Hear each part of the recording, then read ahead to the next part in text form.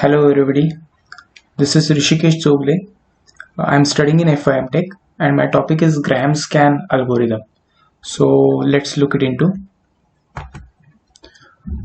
So at first we will see the definition of Gram-Scan, what exactly we're going to do in this algorithm. So Gram-Scan is the method of finding the convex hull of finite set of points in the plane. So there will be given a finite set of points and we have to draw a convex hull out of it. Okay, so what exactly convex hull, that we have to look at it first. So convex hull of set Q of points is the smallest convex polygon P for which each point of Q is either on the boundary of P or inside it. So here is the set Q is given, so it is having the points P0, P1, so on up to P8. Okay, so you can see in diagram there are P0 to P8 points. Okay, and we have to draw a convex hull so that all the points either resides within that polygon or they should be on the boundary of polygon. So here I have drawn a convex hull. You can see that here is the P3, P6, P5 and P4 points. These points are residing in between this convex hull, so that is okay.